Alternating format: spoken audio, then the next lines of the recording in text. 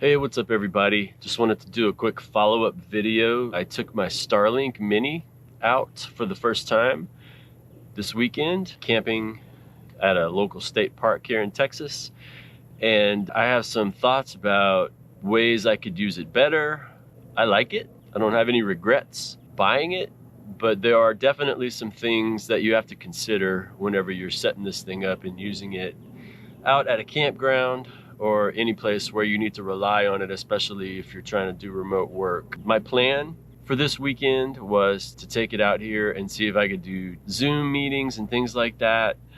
This is going to be kind of like a test run to see if it would be a viable remote work device and service. And overall, my impressions are yes, it is, but there are definitely some caveats. So I just wanted to do this quick follow-up to my original video so that I can let you know my thoughts after trying to use it for the first time. First off, I got this cool little travel case for it. I noticed a lot of people online are buying Pelican cases and the Harbor Freight 3800s and 4800s, kind of larger cases.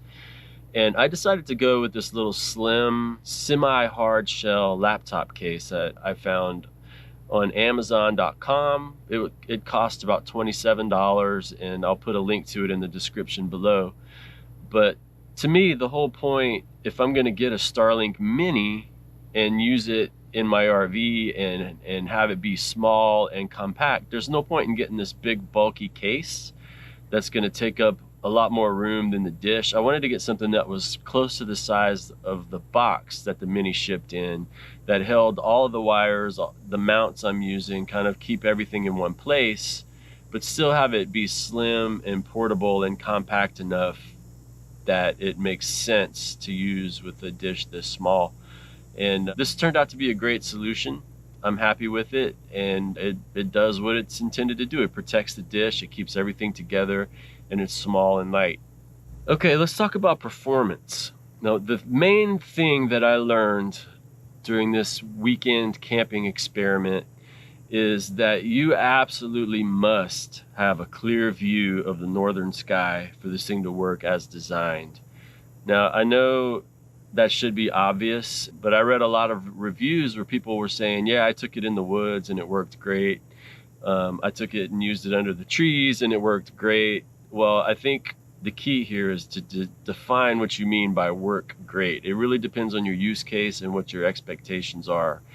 In my case, I did not have a clear view of the northern sky in my campground, but just looking up here, I have a very small window of sky that is right there, and the rest is all covered with trees. So I didn't have the option of that clear view that the instructions say that you have to have. So I was just hoping that I could still get passable performance and be able to use the dish even though I did not have a full open view of the sky. So my camping spot was too shady, but I was still able to use it for things like streaming video, web surfing with a little bit of, lag time and dropouts and things like that. Basically, the connection, it would stay up for 2 or 3 minutes and then drop and then come back up.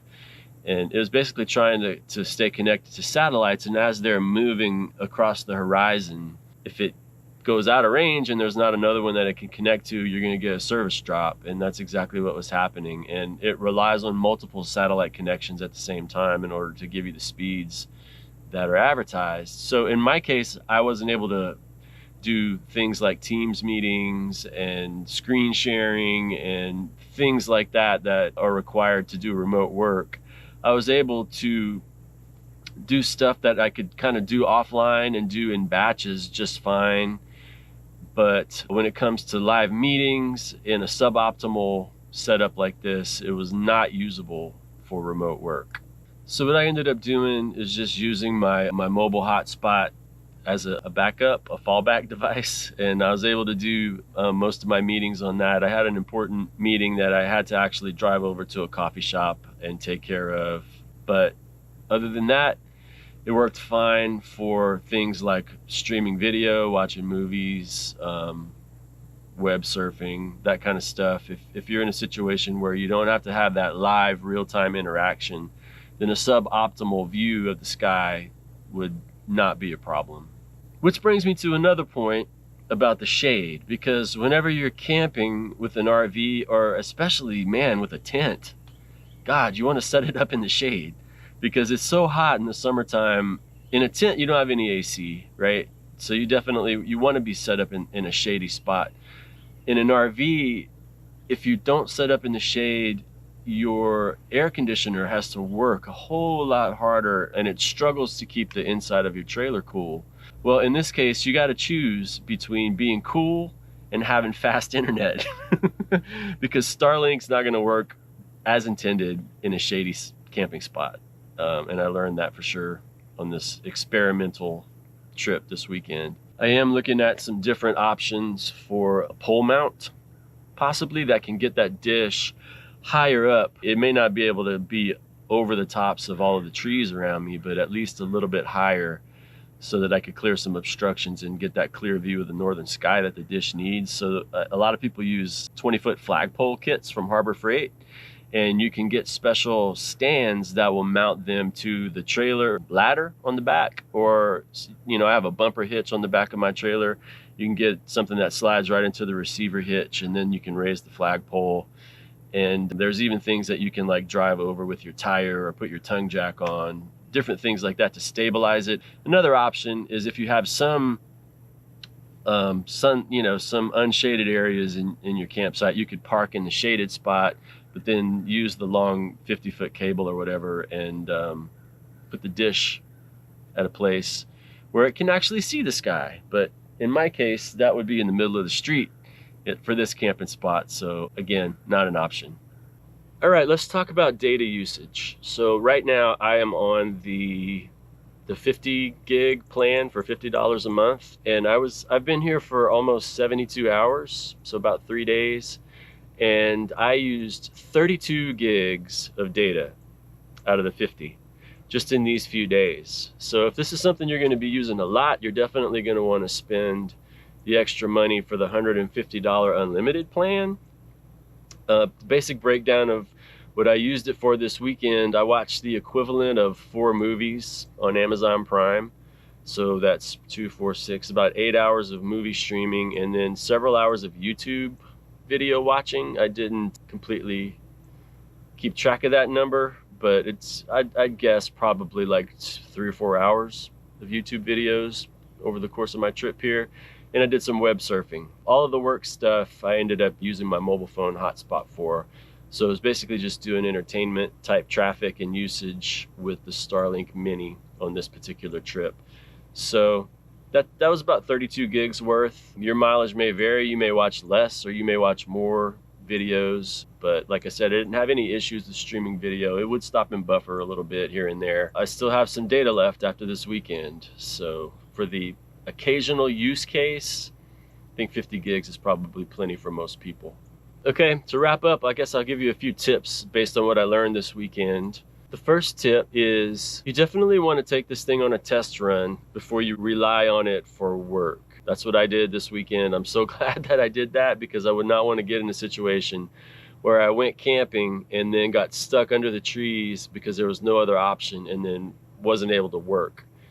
So definitely take it out someplace and test it on a day whenever you can do some non-critical stuff to make sure that it's going to meet your needs for remote work.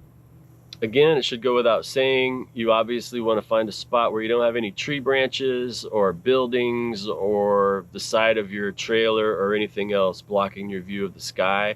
Ideally, a wide open view is what you're looking for. And in my case, I definitely did not have that. I only had a very narrow window of sky, and I tried to use that and point my dish in that direction, but that was actually facing the east, and I couldn't maintain a connection with satellites the whole time.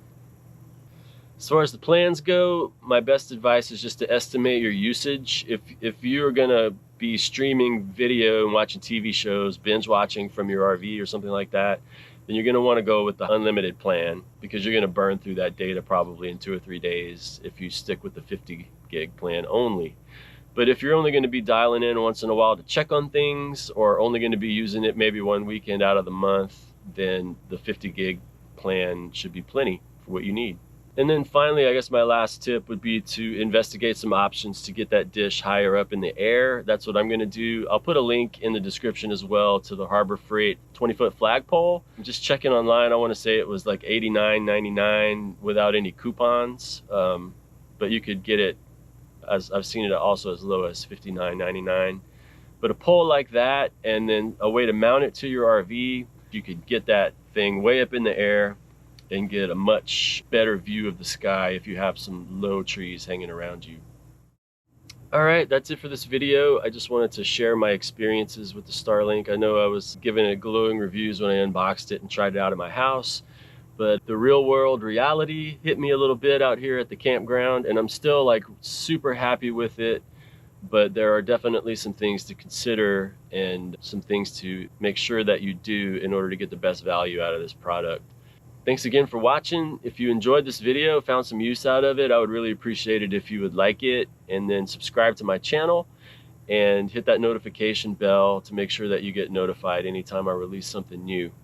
If you have any questions about Starlink, or you want to share some of your own experiences, please let's talk about it in the comments below. I would love to hear your thoughts about this dish. I love it, but maybe your experience is different. Let's talk about it in the comments below. Thanks again for tuning into this video. I'll catch up with you next time.